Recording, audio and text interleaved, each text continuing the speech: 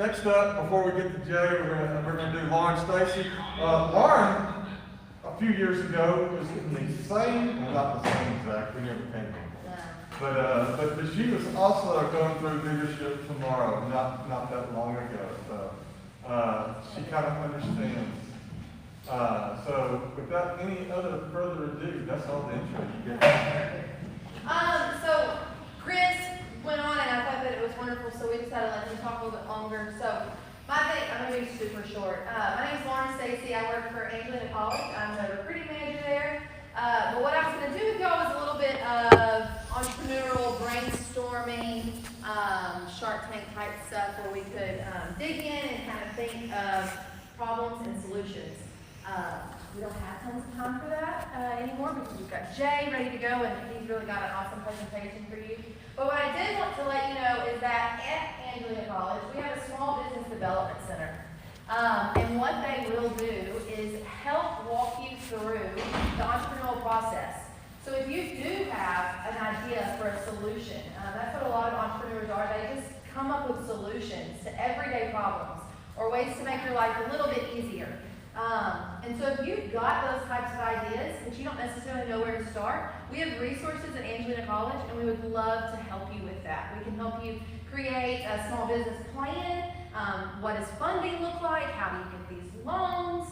They'll help you with your marketing ideas and help you make, form connections, because maybe you don't want to do the marketing on your own, but we've got tons of agencies here in Lufkin that can partner with you. And so we just really wanted to let you know that if Chris's story inspired you and you're like, hey, he did that. In 2007 is when this started, and it's 2021, and I'm not awesome at math, but that's not very long. And he has become extremely successful and influenced Lufkin for the better. He's changed the view of Lufkin, him and his wife and the people that work with him. And so if that's something you're passionate about and you've got something, we have resources and we would love to help you with that. One of the things that's so wonderful about your generation, we were talking a little bit earlier, is the flexibility. Y'all are really able to bend and move and I'm not talking about physical, though you probably are more flexible than me as well. But your mindset, you realize that there is not just one way to do anything, and that you're always thinking and you're creative. And so we just really want to inspire you today and hope that you will chase your passions to change this world for the better, hopefully to change Lufkin and Angelina County. We want to keep you here if we can, because we need the fun, new, exciting ideas. But that's my little thing. Reach out to me if you need it. Lauren Stacy, I'm at Angelina College. I'll be at the Quality of Life Day next month as well. So we'll see you then, okay? Thank y'all. But hey, everybody, my name is Jay Jack. I'm the Brookshire Brothers Distribution Center Operations Manager out here. I've been here for about 26 years. So I've got two kids and my lovely wife, Trish. You all may know Preston or Peyton, 10th and 8th grade. Excited to do this. For about a year, I've not been able to do a tour whatsoever out here and miss out on that. Can you guys hear me okay? Give me a thumbs up. Can you hear me? There we go. This is a pretty neat deal. I was going to come meet with you in person, and I thought, no, we're going to give technology a run and do a Zoom call and see if I can kind of give you a taste of what day in the life of being out here at Brookshire Brothers is. So with that, I'm going to start this, and hopefully if I can turn my camera around. Who's the technician here? There we go. We're about to go. Ready? Can you see now? So we're located out here on the north side of town. Corporate office is on one side of the tracks. We are across from McCoy's, and this is our distribution center. So we're celebrating our 100th year of being in business, which is really, really exciting for a lot of us. Out here, we're going to ship about 60 to 70% of the product of what you see in the store. So any truck that comes in is going to come through the guard jack like this, check in. I don't have to today. They know me. I kind of wave at them and go. But every truck that comes in, and when I talked about 60 to 70% of the product, everybody likes Bluebell, right? You like your Cokes, you like your Frito-Lays. A lot of that product is delivered directly to the stores by those vendors. So that product doesn't even come through this warehouse. We still doing okay there? I'm taking you on a ride up here to our frozen food facility. That's our newest facility. We say newest, it was built in 1993, so it's kind of humorous. But that's our newest facility that we have. And in there you have temperatures that are 10 below for the ice cream vault. 20 for the ice cream vault, and 10 below for the rest of the facility. So make sure I don't run into this guy leaving out. There's a load going onto its next destination after being delivered to us. So you can see here a lot of dock doors, a lot of vehicles, trucks come in, deliver, we unload, we stack down, we do whatever we need to, and then employees get to putting it up in the warehouse. When I get over to the dry grocery side, I'll walk you through that. So I'm gonna make have a little humor here. Everyone enjoy last week, or which week is it? Was it 2 weeks ago we had the snowstorm, Snowmageddon 2021? It was a nightmare for us. I'll tell you, for us, it was a nightmare because we didn't ship for about 5 days. We had facilities out for about 2 days worth of power, but it was so cold. Everything held real well, and once the roads got opened up, we could hit the ground running and get things out to the community and help others, which, that's a thing for us. We're here to serve at times of need, whether it's a hurricane, whether it's a snowmageddon like we were faced with, like none other. We were getting water out to the community, the city come to us, and we had a partnership working out with, there we go. That's one of your little glitches, right? So we were proud to be able to, golly, I'm gonna have to hold this, apologies.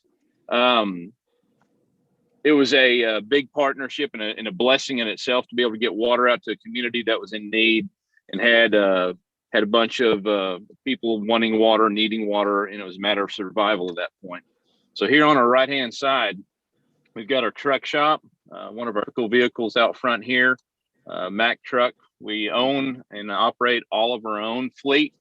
So we've got about 39 to 40 trucks. We have our own drivers. Each one has their own assigned vehicle for the most part.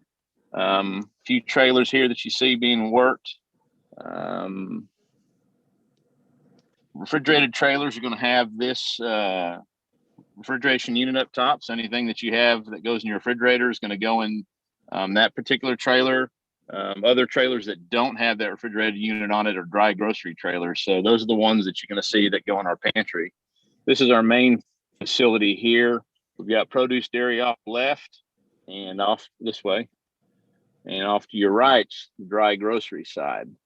They're wrapping up on some shipping shifts right now, but bear with me here because I'm going to go inside the building. So it's going to be kind of jostling around here a little bit, but I want to show you kind of some of the basics of what we do out here. We have approximately probably 250 employees out here at the warehouse, which doesn't sound like much, but it really is, because with COVID, our numbers have changed dramatically, and we've had to hire quite a few extra people to accommodate those needs and get product out the door in a timely fashion. So I'm going to walk you in to the dry grocery side. I'll give you an idea of how big this facility is. I know when I was here 26 years ago, I didn't realize how big it truly was.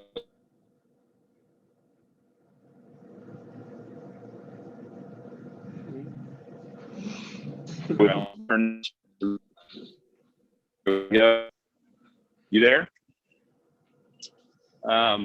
This is our data center where a lot of the paperwork and the orders all get processed. You can see a transporter here with a pallet on it. Everybody liked the game Jenga. Jenga, we call this reverse Jenga. We want to build the product up and stack it nice and neat on a pallet, so we can wrap it all up and get it to a store in great shape. We try to buy it in great shape, pull it in great shape, ship it in great shape, so it ends up in your house in great shape. So you can see here, it's kind of quiet right now, which is probably a good thing with me walking around with a camera. But This is the front dock of our dry grocery facility. We operate out of here Monday through Friday, basically 4 o'clock in the morning until whenever we get done, which is 2:33. Depends on how big the store's orders are. But here's some product being pulled here as well. You'll see this little headset technology here. It's called a Vocalect. So our order selectors pull orders by voice. So the computer will tell them what aisle to go to. For instance, here, this is aisle BP. And how do I know that? Every aisle's got a sticker on it.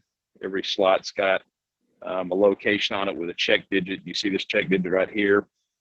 So some basics of warehousing. You see how long that aisle is? Pretty long. And we have a lot of those aisles from one end to the other.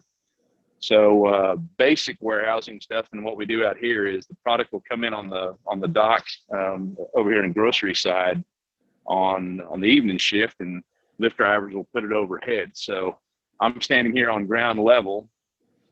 Basically, any slot that I can reach with my hands, so that'd be the one down here, the one here, and all of them going down, are called pick slots. So anything in reverse, in reserve or overhead that you can't reach, a lift driver is going to handle those and replenish them as needed here in the pick slots. So an order selector is going to be told where to go. They'll have to acknowledge what aisle they're on, acknowledge what slot they're in, and then they'll prompt them to tell them, okay, pick 3 of the old Trapper jerky here. Well, if you notice, there's only 2. It'll say there's only 2, scratch 1. It keeps track of your outs, your scratches. What will normally happen is a lift driver will come in right after, right during, basically right as it's being pulled, and put a replenished pallet there behind it so we can get all 3 cases out. So it's all technology based. We've got forklift terminals that manage a lot of this inventory and work as we go. So that makes it a lot easier, but just like any technology, it's only as good as how it's set up. So that'll track dates, expiration dates for products that do have true expiration dates. We track where certain commodities come from. If you've heard the word or the phrase country of origin, if you walk through seafood, if you walk through produce, you'll notice a lot of stuff has country of origin on it. So your bananas should have Guatemala tags on, you name it. So it'll track that as well. Kind of see how this goes. I'm going to take you back to our HBC to give you an idea. Most homes are 3,000 square foot or less, maybe 2,000 square foot or less. Our entire facility out here is 550,000 square feet. So that's a lot. This dry grocery side is 288,000 square feet. When I walk you over the perishable side, it's about 118. So it's huge. It's a massive facility. And you have to do that for a lot of the product. Is the video on now? You good? Yes. So that's okay, like good. So you can fit like 184 homes inside. I'm having a hard time hearing you now. Okay. You can fit there we go. 84 homes inside your warehouse. Yeah. So that kind of puts it in perspective. It's a massive facility. It requires a lot of heavy equipment to go around and move this product around.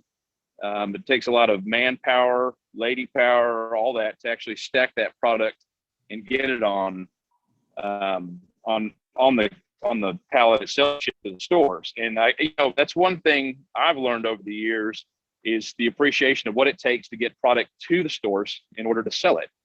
There is a lot of product that we do ship, pallets of water, for instance, that we do ship by the pallet only. And the reason why is because why would you want to have somebody pull that many cases of water or deer corn when we sell a lot of it anyway? Let's just grab the whole pallet out of the reserve location and ship it to the store. So we have a lot of that. But outside of that, the 1s and 2s and those individual cases that are pulled like they are over here, there's only one way to do that.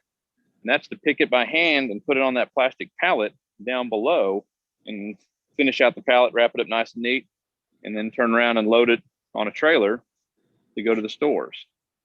So it gives you a better appreciation of how much goes into actually getting it out there. So, we have a variety of jobs. I want to give you an idea. We've got 117 stores that we ship to. We've gained some over the years, which is great. We got one coming into Bryan College Station here soon, which we're pretty excited about for those Aggies that are in the crowd. I'm one of them. We have about 6,500 employees overall in the company, retail and everything else included, corporate and ourselves, drivers. We have about 250 here at the warehouse. So to give you, when COVID hit for us, something that was totally crazy was the amount of work that came through and how many cases of product started coming through. So to give you an idea, case-wise, bear with me, I got to get my paperwork because I can't remember all this. So a case of product would be, like I showed you earlier on a pallet. So right here, this is considered a case, okay? So it's got 8 sales units in it. So pre-COVID, we shipped 389,000 cases. A year later, we're shipping 466,000. So that in itself is and that's 12 months after this all started. The first 2 weeks that COVID hit were absolutely insane because it was more work than we weren't ramped up for that kind of business. We were ramped up for normal business. When COVID hit, you saw the toilet paper going out, you saw water. None of that makes sense to me anyway. I even had paper towel or paper being the biggest thing going out the door. But it was more work than we could handle. We weren't so happy. Biggest thing we were happy about was when vendors could not get in here to us in a timely fashion, what we call out of stocks. And that actually stopped the bleeding for us and slowed down the pulls and made it to where we could be manageable and go from there. I'm gonna turn you around here. Hold on a sec. Hey, Jeff. This is Mr. Jeff Hudspeth. He's a Zavalan, and he takes care of our maintenance stuff. He's not paying attention, but you're on a live feed here, so he helps take care of a lot of the maintenance out here and everything we've got. So he helps take care of not only the physical aspect of the facility, but a lot of the equipment that we have as well. So moving right along, I'm gonna take you over to the perishable side right quick.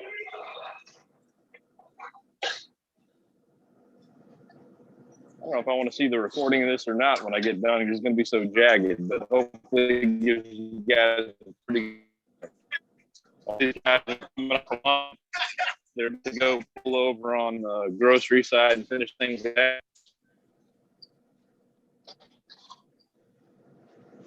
Take you here to the perishable side because I've got to share with you a day in the life of a banana. How's that? Everyone's got to have that experience. So over here we have the perishable side, the keyword perish. If it's refrigerated, it can go bad really, really fast. So can you hear me now? Yes. Okay, apologies. That tour of produce is just not going to work because it's like I'm in a big insulated cooler and I can't get a signal in there, and we don't have general Wi-Fi to get that out. So I do not know how far I got before it cut off. My name is Tara Hendricks. I'm the Director of Corporate Hospitality at the Lufkin Angelina County Chamber of Commerce. I graduated from Central ISD. I went on to Tyler Junior College where I was an Apache Bell, and then went to SFA and graduated with a degree in Hospitality Administration. So spent about 10, 12 years, lived in Austin, planned weddings, planned events, all sorts of things, then did corporate event planning. I worked for Hyatt, worked for Union Pacific Railroad. The Union Pacific Railroad has a fleet of train cars. They have 42 vintage train cars. They have diners, sleepers, suites, all sorts of things. I had no idea that was even an option when I graduated from high school. But I have traveled just about everywhere west of the Mississippi, because that's where Union Pacific has their region, via train. So I've got to see the Pacific Northwest and the mountains. I've went all along the coast of California and seen the ocean from the train. I've traveled through the deserts of New Mexico and Arizona. So, got to see a lot of the natural wonders of the world that you don't always see on the highway. It's an awesome experience. Never knew that was even an option for me. When I graduated from high school, like I said, all I wanted to do was plan weddings because I saw J-Lo in the wedding planner and thought that was cool. Then I actually did it for several years and realized it's a lot of stress, and mamas are very stressful. So moved into corporate event planning, and then from corporate event planning, kind of went from there. So again, spent 10 years doing that, and then had children and decided that being gone 2 to 3 weeks out of the month was not good for my kids and for my family. And so we needed to come back home and raise our kids back where we were comfortable and that sort of thing. So that was our change. But I would challenge you, when you're looking at your careers, when we're talking about things today, there's so much more out there than just the obvious. There are some really cool jobs and careers. When I told my parents I wanted to be an event planner, they were not thrilled because they thought they were going to have to take care of me for the rest of my life. How would you make money at that? But come to find out, there are some amazing opportunities out there for you that you probably haven't even thought of yet. Riding around the country by train and private jet and all of that was never on my radar, but was an amazing experience, an amazing 4 or 5 years. So today we've talked about being an entrepreneur. What is an entrepreneur? Then we've kind of identified market and need. We've kind of talked about some of those things. Lauren shared with you that the Small Business Development Center at AC can help you identify your markets and needs when you have that entrepreneur, that new product. So you can take it to them, that new business, and they can help you kind of work through some of that. So this last session, we're going to talk about innovation. Who knows the definition of innovation? Anybody? Lauren Bower, do you know the definition of innovation? I'll give you a hint. Innovate. It's in the word. To create something. Yeah, go ahead. Make something what? Newer. Yeah, to make something newer.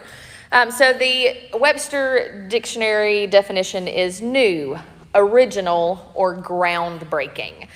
So to make something new, to make something original, or to maybe take a product that's already existing and recreate it, redefine it, and make it groundbreaking.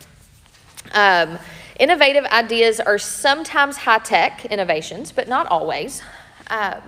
What are some innovative products or services that have been implemented just in your lifetime? Some things that maybe my generation didn't have, but now that yours does. So I'll tell you what, I got a cell phone in 8th grade, and it was the shape of a brick, and it had a little thing, and I was the only one of my friends that had one for several years. So think in some of those things. What has been created? Oh, also we would get on the internet and hear, like it wasn't Wi-Fi. We had the, dial up and all that fun stuff. So tell me some things that you can think of that are innovative ideas just in the last couple of years. Yeah. Online shopping, absolutely. Yeah, if it wasn't at Kmart or Walmart or Belk or, y'all remember Clark's? If it wasn't at Clark's, you didn't get it in Lufkin. It wasn't high-end enough. Uber, absolutely. Yeah, we still don't have a lot of Uber here in Lufkin. We have a lot of Grubhub stuff. Yeah, we do. Food services. Yeah, well, absolutely. Food services, that really exploded, just in the last year, right?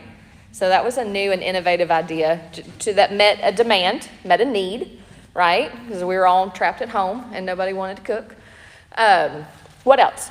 Some new and innovative ideas. Smartwatches, absolutely. Smartwatches that connect to your phones, because like I said, my phone barely phoned, much less did other things.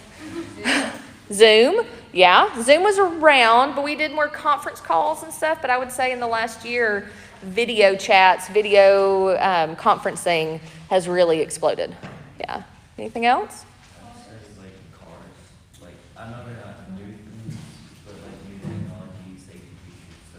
Yeah, safety features in cars, absolutely. What's something that they've started putting in cars that weren't in cars 5 years ago? Sorry? Self-drivers. I think a little even more simpler than that. What? Oh my God, I can't read your lips or hear you. Is this what your teachers go through every day? Because this is awful. GPS, yes. Braking systems, technology. I also think, like, we bought a car a couple of years ago, and then my husband went and bought a new truck back in May, and now his car, just 5 years, 5 years later, his truck now has Wi-Fi in the car, like in the truck. Like, yeah, and when my Mercedes does not, his Ford does. So that's new technology. Those are things that, are innovative ideas that now you can have Wi-Fi in the car with you, like your car can produce it. So lots of new cool things. Also, I work at the chamber. People think that that is a travel center. And so if you are over the age of 75, you stop by the chamber to pick up a map. Have you ever used a map? Have you ever opened up a map? Yeah, sometimes to get like a lay of the land, but normally what do we use? GPS. And even more than that, like I remember when we moved to Omaha, that was almost 10 years ago, we purchased a Garmin, right? Now do we go and purchase Garmins, or what else do we use? Our cell phones. Yeah. So new and innovative apps, technology, things like that, that change the way we live. Absolutely change the way we live. Innovation products and services solve problems in unique ways. Sometimes they change the established practice, like brushing your teeth, washing your clothes, searching for information. Have y'all seen that new thing for little kids to brush their teeth? Have y'all seen that? Because I have small kids, it shows up on my Facebook thing because the government watches you. But now they put it like in their mouth, and it's like light technology, and it's this like thing, and they hold it in, and it brushes their teeth and all of that, and they don't actually have to use their arms or their hands or any of that. It brushes it for them. Yeah, super cool. Way expensive. But in a couple of years, my kids may not ever have to brush their teeth again. They may just pick this thing up and put it in their mouth, and it'll brush it for them. So, lots of different things. What makes it different? Okay, so we talked about innovation. Innovation can be creating a brand new product, or innovation can be taking a product that's already existing and making it groundbreaking, reinventing it, making it unique. So it's not just enough to be different. Your product or service has to have a unique feature. That makes it a better solution, that makes it more competitive, that's different from the competition. We call that a competitive advantage. Anybody want to give a shot at kind of defining what a competitive advantage is? We kind of talked about it. You have something the other people don't, and that makes you better and more efficient. Yeah. So that's that whole like Android versus iPhone debate, right? You know, which one has the better competitive advantage? Which one has the newer technology, the better cameras on the phones? I remember when it was cool to assign everyone a ringtone. And so you wanted the phone that had all the cool ringtone downloads. Now we don't even turn our ringtones on. So, like, totally changed. Blake remembers those times where you assigned everyone a ringtone. Competitive advantage is a feature, a lower price, or another aspect of the product or service that makes it a better choice than similar products. You know, I think about when you walk into the store, so you walk into Brookshire Brothers and you're looking at green beans, and they have the aisle of green beans, and there's all of these different brands of green beans. What's going to make you pick one? Which one's going to have the more competitive advantage for you? A lot of times that's product placement. You know, so High Top, I think, is the brand for Brookshire's, or it was. Is it not anymore? What is it? I can't remember what the house brand is. I can't remember. So the house brand, we'll call it, a lot of times is like right at eye level. So they'll place that right at eye level, but then Any other products they may place on the bottom shelf or the top shelf. And so you really have to be looking for that brand specifically in order to see it. So sometimes product placement gives you a competitive advantage, sometimes what the ingredients is and or the price. So lots of different ways to go through that. So we talk about building a better mousetrap. Anybody want to give an idea of what that means to build a better mousetrap? So there's already a mousetrap. You want to build a better one. That way it convince customers to buy your product. Yeah. So I may already have a pair of Air Jordans, but I need a new pair because they just brought these new ones out. And now, like when I was a kid, they had these like pump things on the front. Y'all remember that? Yeah. Or they had fins on the side. Like, what's the cool things? Oh, like, so the white shoes now that like don't wrinkle and you have to like buy the thing where it doesn't wrinkle on the top. I learned about that the other day. It's a good thing. Like, I have one kid at Central, one kid at Lufkin. And so what's cool in Lufkin is totally not, like, my kid had never even heard of Air Force Ones and the wrinkle things. Yeah. But my daughter had, so she was at Lufkin. So yes, building a better mousetrap. It's hard to do because the existing mousetrap works, right? It kills the mouse or it traps the mouse. But there's different ways to improve on it. You also could maybe create a service that supports the mousetrap, right? So if I'm building mousetraps to catch mice, what service may you provide that would be a support to my mousetrap service? Yeah? A bait, yeah. Anybody? Mousetrap removal? Because I don't want to touch it. You want to touch it? So you have a mousetrap removal service or pickup service. So yeah, there's lots of different ways that you can have products. There can be something that works, but you realize after using that product that works that there's a service that could go attach along to it that would make it better. Time for innovation. So we're going to kind of think through some of that together. I'm going to give you about 5 minutes to talk amongst yourselves in your groups. There are 5 different product categories. You have technology, you have food and drink, animals, clothing and accessories, and then apps. So 5 different: technology, food and drink, animals, clothing and accessories, and then apps. Product development is not a straight line. The process of trying out ideas, refining things, often looks like this, or maybe it's move forward and then take a couple of steps back, move forward again. So you're identifying that market, you're identifying the need, and then designing your products to meet that. The process is continually trying to outline the ideas, refine the design. The goal is to get the best possible solution for your identified problem. So let's take about 5 minutes. Identify a problem at your table and then come up with some sort of product and or service that could support that product, that need, okay?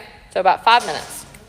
You need to have a catchy name, okay? You need to have a catchy name for your product, and then what is its competitive advantage? All right, what do you got for me? Let's see, table 1 here. Who wants to be the spokesperson? Okay. So tell me about your product. All right, y'all listening? You want to come up here? Come up here with me so that way you can be in the video. Come on in. Okay, tell us about your product. You want to look at that? Yeah, Okay. you can take your mask off if you want to. I don't You want just, to. okay. I'm okay. Okay. So, basically, your product is mainly prosthetics. We're working to make them cheaper and more affordable for people that can afford them, right? So we're using many products like with 3D printers. We're using mainly carbon fiber to create them. We're also trying to progress into using electrostatic pulse so you can actually feel the arm and you can actually move it. So that's what we're basically trying to do. So what's your competitive advantage? Is it the fiber, yes, whatever? well, and it's gonna be cheaper than most of the other Okay. brands. So I think that will be really special, and that's the yeah. What do you want to call it? Did you come up with a catchy name? Yeah, we're calling it Probot. Probots? Yes. Very cool. Very, very cool. So- Awesome. All right, Bella. Okay, Table C, y'all wanna come? Who's your spokesperson? Come on up, you can do it, no pressure.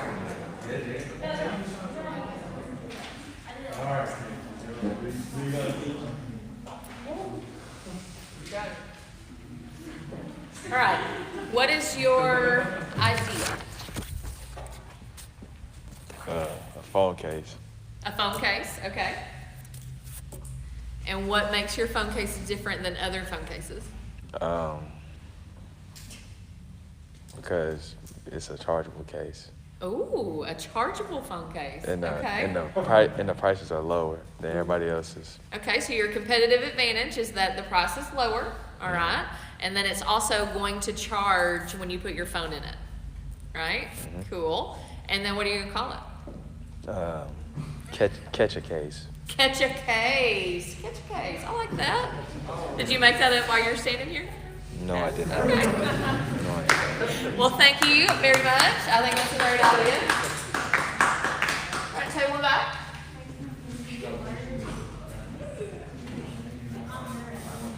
Y'all not ready? Okay, table here. Thank you. All right, Reagan. Okay, let's give her our attention, please. Okay, so what a lot of you probably don't know, some of you do, is that the meat industry is kind of terrible, both for sanitation reasons and quality, as well as animal and worker treatment. And so ours is called Future Farms, and it is a sustainable way to raise animals that is humane for them and treats them with dignity. But by manufacturing our meat products on a smaller scale, it helps to keep from the cross-contamination that a lot of the big mass slaughterhouses experience. Right. There have been huge E. coli breakouts from those slaughterhouses that have killed like children because they've eaten the meat and it was recalled after they had already gotten sick. Okay. And so this helps keep contamination down. It helps the animals be better. It gives more autonomy to the farmers who raise them, and it allows them to make more of a profit. Okay. And so it's just really good all around. Okay, so moving from a big corporate production of meat slaughtering and production and all of that kind of stuff to more local farms, local slaughterhouses to help with that contamination, right? Okay, so your advantage is that there's no cross-contamination, right? And then, so that's your competitive advantage. Are your prices lower? Well, it's more of a higher quality. Okay. After a while, they will be lower because the other, like, I don't understand how it's less expensive to, like, keep animals in these big metal buildings and, like, ship corn to them. By feeding them just local grass and whatnot, the meat is a better product. Absolutely. It has less of an environmental footprint, and it's just overall better, and the costs will be lower after they're established. I agree with you wholeheartedly. So there's a local meat producer, and they also slaughter and package their own meats and stuff that are in Rusk, and they are phenomenal, and they ship out all over the country, but we purchase from them for our ground beef and steaks and all that kind of stuff, and the price is not that much more for a better quality product. So we don't mind paying the additional price for a better quality product, and we know that it's farm fed and farm raised, and like you said, more humane treatment. So what's your catchy name? Future Farms. Future Farms. I like that. Very good. This is awesome. All right, table it back.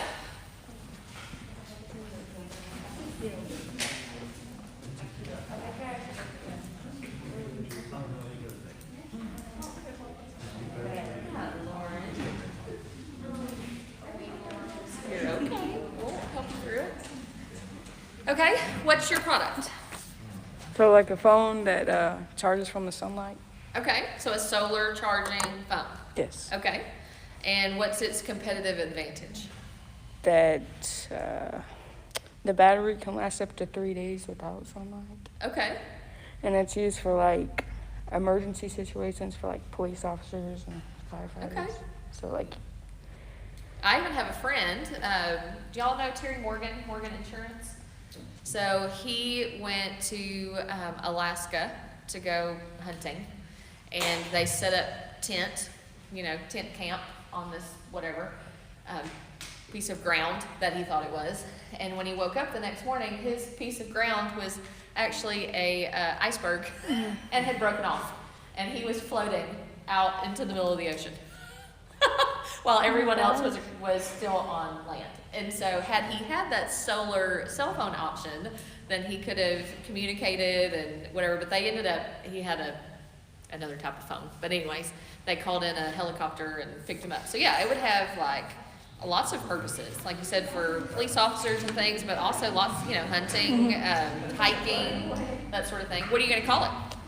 Solar phone. Solar phone, okay. All right, well, that's great, thank you. He was out there, it was about a day or so, floating around. Overnight next day. Yeah, he had a satellite phone, but the satellite phones still have to be recharged. So yeah, it's an interesting experience to hear him tell about that. All right, so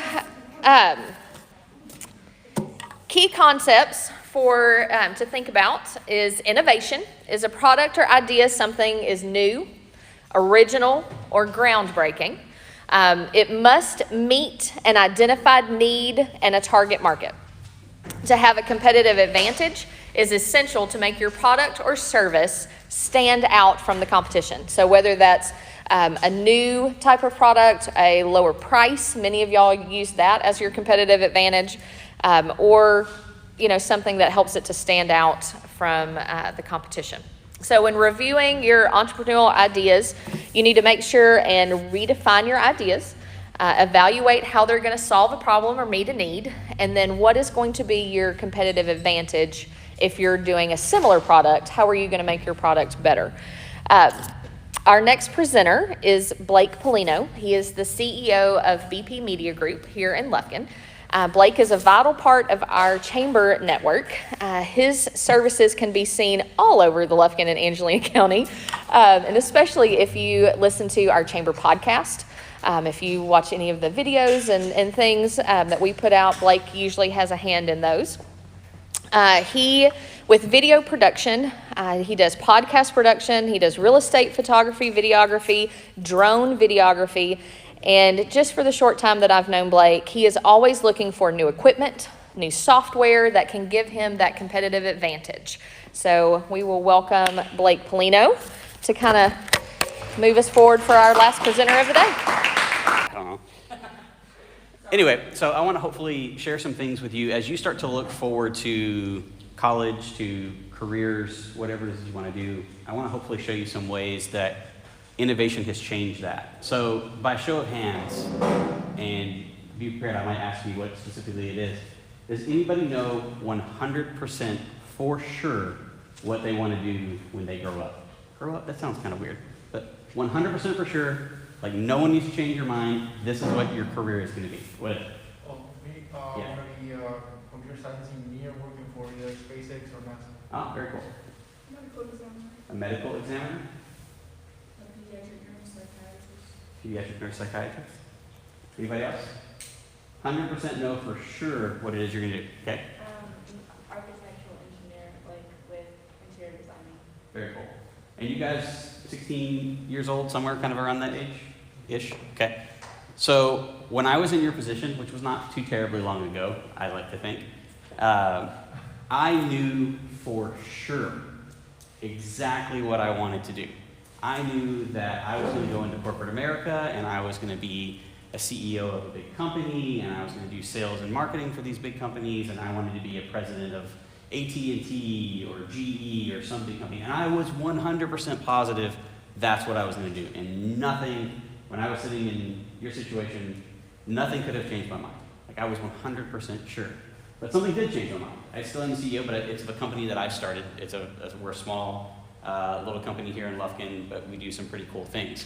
But what changed that for me was innovation. What made me change my career path and what made me change my mind pretty late in life was how innovation and how things change. So let me tell you a little bit about me and kind of what we do. So I have a company called BP Media Group. We are a video production company primarily. We mostly make commercials, we make really cool social media ads, a lot of fun stuff like that. We this is a cool shot of one of our last ones. I don't even really sure why I put that in there. But we've been really fortunate to work with some really, really cool companies, ConocoPhillips, Sprite, the 76ers, Facebook, the American Cancer Society, the NFL recently, Modern Athlete, SFA, and local Berkshire Brothers. We do most of their videos if you've seen any of their commercials. We have to say that with a caveat because we don't do all of them, but we do a lot of their video production. So we've gotten to work with some really cool companies, some really cool people, some really cool brands that I never expected would happen.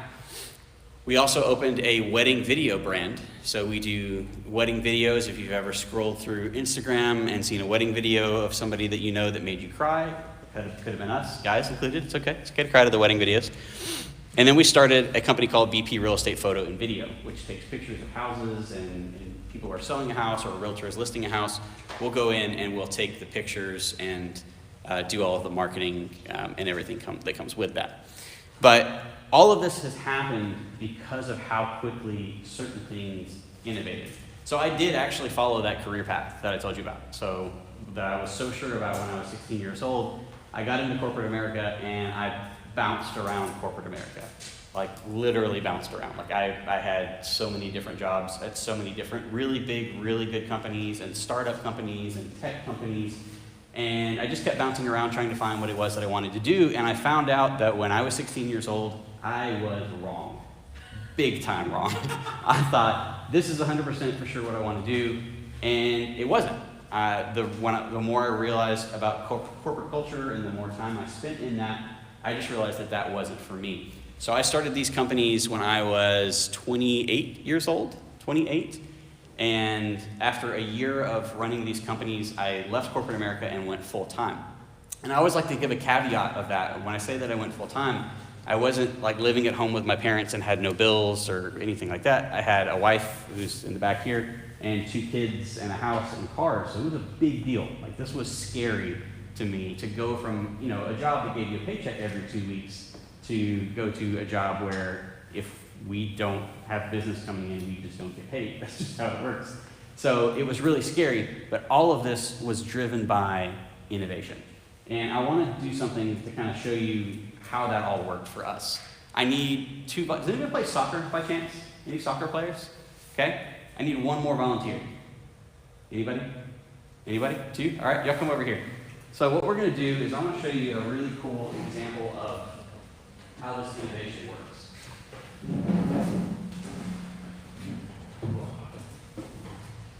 All right, you guys, y'all come over here. Right here. Y'all can rock, paper, scissors for it, however you want to do it. One of you is going to be my goalie, and one of you is going to be my kicker.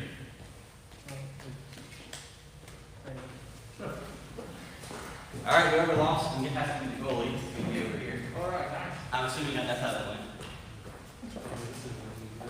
All right, and it's probably supposed to be a little farther back, but we're going to put you right here. It's probably way too close, but you'll get the point across. So what we're going to do here is we're going to reenact a penalty kick in soccer. I'm not a huge soccer fan, so if I get any of this wrong, and you are, please forgive me. But a lot of professional soccer games come down to this moment, where the game is tied and it has to be decided by a penalty kick. So one team is going to take one player, and they have an open shot at the goal with a goalie or a goalkeeper. 75% of the time in this situation, they score. So 75% of the time, this goalkeeper is going to fail, and the kicker is going to score a point. 75% of the time. So we're going to reenact this, but I want to kind of change the stakes a little bit. So every few years, there's something called the World Cup. It's the biggest sporting event in the world. More people in the world watch the sport than anything that we do here in the U.S. It's a really, really, really big deal. So to kind of set the stakes for you right here. So you're the goalkeeper.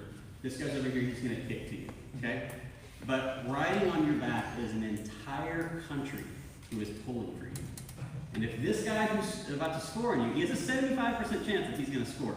If he does, you have let down an entire country. Like you have let down the entire United States of America because you could not stop this ball getting the goal. Statistically, he has a really high chance of doing it. Okay, now to you, same thing. The entire country that you represent is watching you. And statistically, you have a really good chance of succeeding. But if you don't, you let down the country and you fail, right? So let's kind of break this down statistically. Which leg do you kick with? Like right or left? You kick with your left. Okay, really uncommon. Most people kick with their right. So they've broken this down scientifically when they're at this extremely high level. This is kind of where the innovation comes in. And they know that most people are going to kick to the opposite side of the goal with the foot that they kick with. So if you kick with your left foot, you're going to kick to this side of the goal, right? And if you kick to the right side, you're going to kick, with your right foot, you're going to kick to this side of the goal. And we're going to get back to that in a second. But here's our goal right here. So here are the odds and the statistics of what they've shown happen. So 57% of the time, they're going to kick to the kicker's left side, because most people kick with their right foot, right? 41% of the time, they're going to kick to this left side of the goal. So as a goalkeeper, you can't cover this whole thing, because they're much bigger. If you jump full out and stretch all the way, you'll barely be able to make it to the side. So statistically, you have to decide which way you're going to jump, right? Now they do all this data. You know which kicker kicks with which leg, and you know that, you've researched it, you've watched film, and you know he's left-footed, so he's probably going to kick to this side because he kicks with his left foot. But you still have to make a decision. That's pretty close to 50-50, right? So 50% says if you jump here, you're going to block it. And if he hits it anywhere in that area, you're really good, you're an elite level athlete, you're going to get it. But if you don't, you completely miss. Now, the decision's also on you, right? Because you know that he knows that it's a kind of 50-50 shot. You know that he knows that you kick with your left foot. So maybe you think, okay, I kick to this other side because he knows that I'm left-footed, and he knows statistically that's where I'm going to go. So you're playing this little dance, and they've been playing this dance for hundreds of years, as long as the sport has been around, trying to figure that out. But any of you really astute math people who may have added this up might have figured out that that doesn't add up to 100%. This does. 2% of the time, someone will kick right down the middle. Why do you think that's so low? Because he's standing right there. And you've got, like we just said, you've got your whole country riding on your back for this. And if you kick it straight down the middle and he doesn't move, you look like the biggest idiot that your country has ever put out on the soccer field. Because you kicked it right down the middle. So go ahead and kick it for us just for fun. This is just a demonstration, but. All right, good job. Round of applause for our volunteers, guys. So the whole point in saying this was, if you were to kick right down the middle, you have an astronomically large chance because no one expects to kick there. And most goalkeepers, they're going to make that decision because when they kick, you can just roll it over there, it's fine. Because when they kick this ball coming off their foot, it's going 80 miles an hour. They don't have time to figure out which way to jump once that kick has already been made. They have to make that decision right at the moment that the kick happens. So they either decide to jump left or they decide to jump right. That decision is already made before the kick even goes through because of how fast these athletes can kick the ball. So you could make that decision as a kicker to kick right down the middle, and you have an astronomically high chance that that kicker is going to jump one way or the other, and it's going to go right into the middle of the net. You're going to score, everybody in your country is going to love you, and everything is going to change. So when they started to break this data down, there were teams, and this actually decided a World Cup match about 8 years ago when they finally uncovered this data. And there was someone from Brazil who had his entire country on his back and had the guts to kick right down the middle, and they won. Because he was willing to take the risk to kick where nobody else was, because that was what was going to decide the match. So this is 100% me, it could be totally wrong, but in my opinion, from what I have learned, innovation is thinking differently and taking risks that others are not willing to take.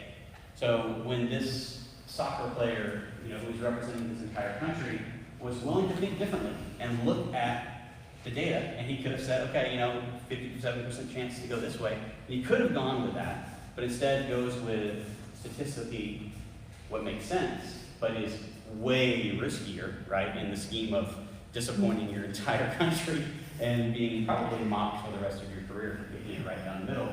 He was able to make something really profound and really important. So that's kind of the lens that I want to talk about innovation through. kind of here today. And I want to introduce you to somebody before we do that. And the person I want to introduce you to is yourself. And that person I want to introduce you to is actually your 3 selves. And I want to propose to you that we each have 3 selves, especially when it comes to our personalities and everything else. So there's you, right? There is the person who you think you are, that's yourself. Then there's the person that everyone else thinks you are, right? So everyone else's perception of you. And then there's a third one. That's your perception of what everyone else thinks that you are, right? So it's like perception inception, right? And I want to talk about these selves for a second. So when it comes to innovation and when it comes to business, what we have seen and what's been extremely successful for us, we've been able to innovate. And one of these slides that I had skipped over, all of these businesses that we've created, they're all successful. We work with fantastic clients. We produce educational video content that's made over $1 million a year. We produce podcasts that have been downloaded and listened to in every single country in the world that has internet access. All of these things came from understanding who those selves were and being able to innovate because of that. So going back to this quote where we talk about innovation, I'm all over the place with this. Taking risks that others are not willing to make. So there's one big thing that comes in the way of being able to make these innovations, and that's fear. That's the fear that that third person, which is how we think other people see us, that's usually, in our experience, the one that gets in the way the most. So for the people who rose your hands and said that I know exactly what I want to do when I grow up, that's awesome. And if you have that career plan and you know for sure that that's what you want to do, I want you to succeed in that and I want you to do that. But I also want all of you, including people who said they know what to do, to keep an eye open for that innovation, for the way things change. Because I found out after wasting, and I learned a lot from it, and it was a great career, don't get me wrong, but wasting a lot of time in corporate America where I didn't belong, I realized that I had become that person because of that third you. I had gone into corporate America because that's what I thought everyone else thought I needed to do. I thought those were the expectations that everyone else had created for me, regardless of whether or not they were true. And now I look back on life and I'm so much happier with what I'm doing now than any day that I spent in corporate America. I'm able to run these businesses. We're making way more money than we ever made in corporate America. So I want to challenge you today to look at it through that lens. Look at it through that lens of innovation. Look at it through that lens of being confident to take the risk of kicking straight down the middle because it's something that you know can possibly be successful for you, even if it's astronomically successful or not. I'm not telling you to drop out of college and go join the circus. Is that even the cool thing to say? Do people still join the circus? You should be safe and you should be smart, but be willing to innovate. Be willing to look at the way things are changing in the business and in whatever career path that you're going down as you go to college, as you go to school, as you go off into career. Look at the way things are changing and be willing to adapt and change your plan to that. Had I not done that, I would very likely be extremely miserable right now, punching a clock in a corporate environment. And it's not to say there's anything wrong with corporate America. There are tons of people who love it, and there's tons of people who thrive with it. Unfortunately, it took me 12 years to figure out that I was not one of those people. But I want you to go into it with that lens. So to kind of go back to the risk of what you can do. All 3 of these businesses that we own and that we operate, I didn't go to film school. Not to say there's anything wrong with that. There are fantastic film schools. There's a great film school in Nacogdoches right down the road. I didn't go to school for any of that. I went to school for business and marketing. But I will say confidently, everything that we know how to do in our business, we learned from YouTube, which sounds absolutely insane. We call it YouTube University all the time. We're currently educating on YouTube now, and I can't stress this enough. Everything that I know how to do with a camera, I learned from YouTube. I would search for that type of camera and watch people do tutorials. I promise you, Your generation is so wrapped up in it. I've watched more YouTube than you guys. I've watched more TikTok than you guys. It doesn't seem possible, but I'm telling you it's true. Because there are ways to innovate, and this is all changing so fast.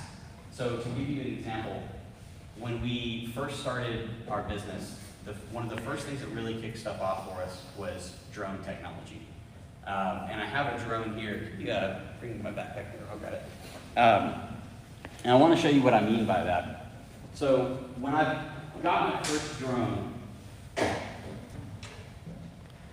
it was 6 years ago, and I had to build it.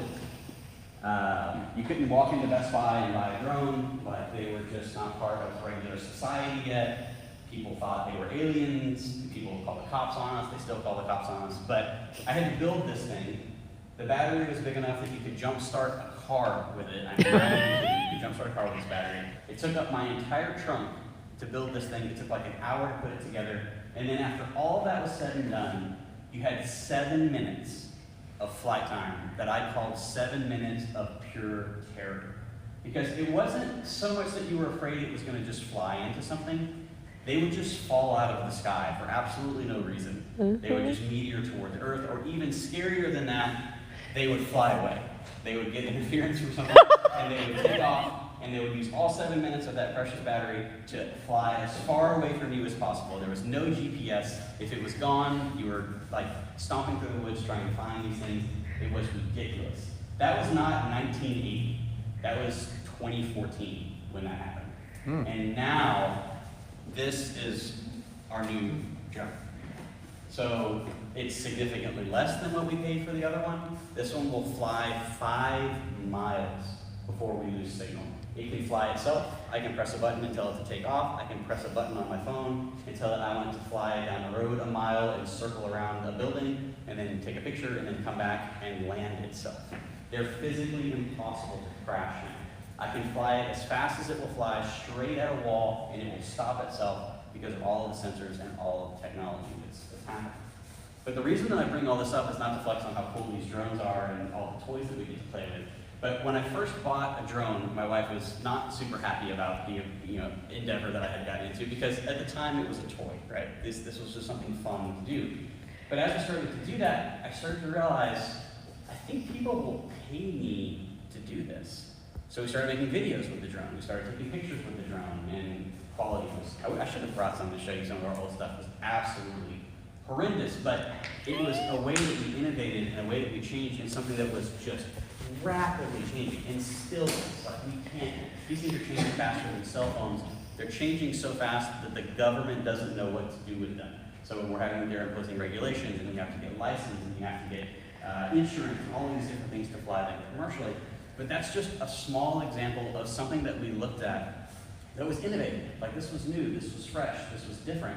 But we had to be willing to take a risk to go out and grow a business in that way and build a business around that. So I want to encourage you to do that. Your generation, I'm blown away. I joked about TikTok a second ago. Like, we're really into the TikTok stuff with different companies that we work with. If they want a marketing presence, most of these are probably ones that you just scroll right past because everybody's tired of commercials and ads now. But it's unbelievable some of the content that we see coming from your generation. You have an unprecedented leg up on any generation that's ever been before you, because you've grown up with technology in a way that most generations didn't.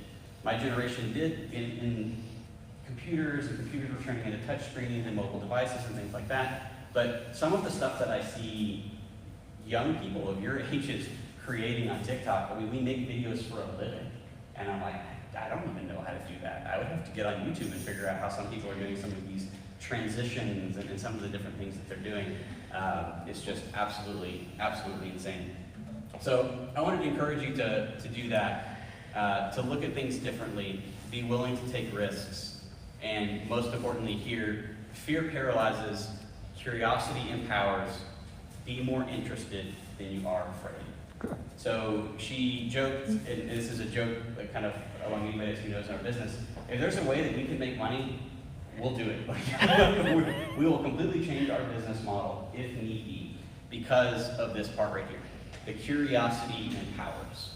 So be curious about the things that are going on. So when you put some of these business ideas together with your meat packing companies and your phone cases and your bionic arms, be curious about those things, because the success that we found in our business, none of that would have happened had I not been passionately curious about all of these things, about photography, about drones, about video, about YouTube, about TikTok, about pretty much anything that you can imagine.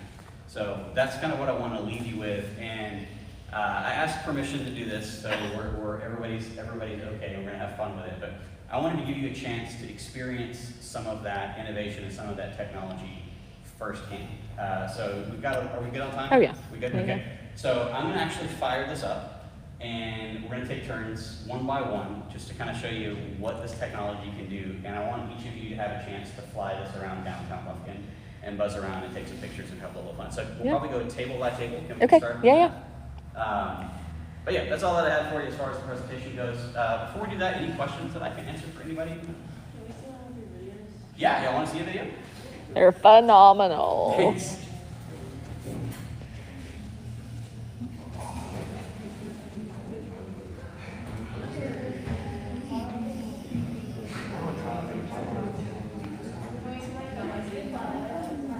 Yeah, I want to show you a whole lot of fun.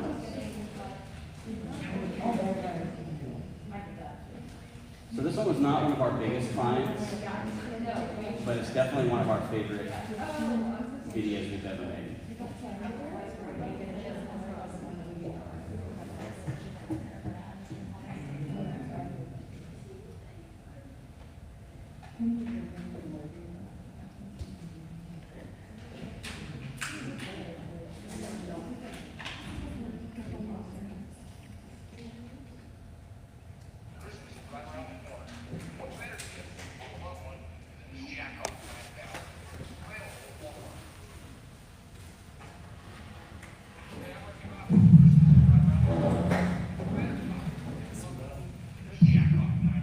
This is fancy, right? Yeah, I know, right?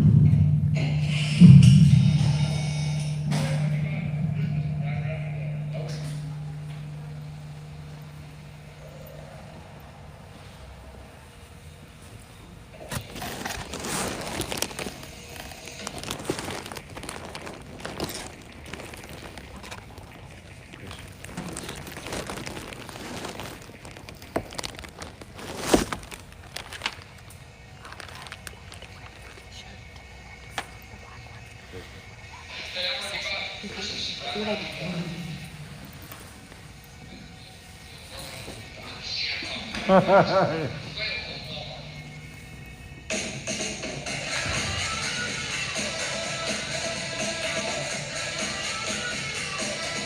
that's a fun local one that we made for a client that we had a lot of fun with. I just realized Talladega Nights might have been before your guys' time. So here is a Sprite commercial that we worked on with some friends of ours.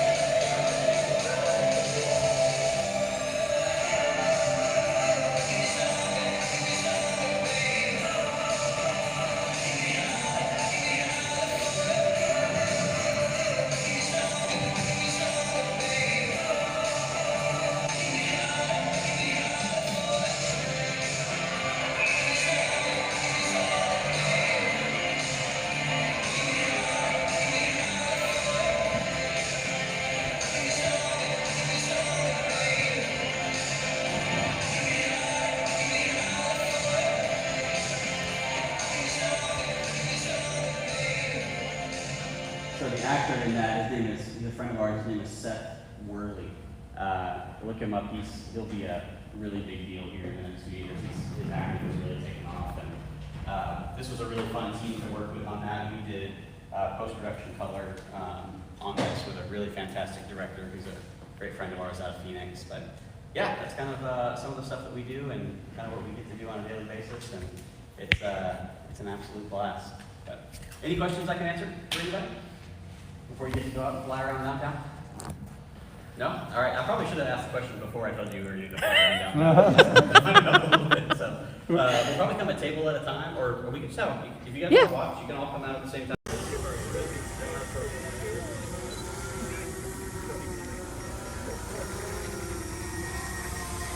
Look at over here, we'll take a picture of him real quick.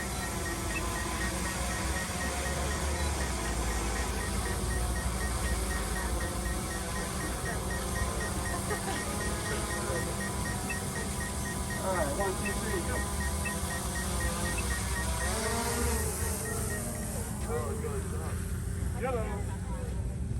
Looks like a clock.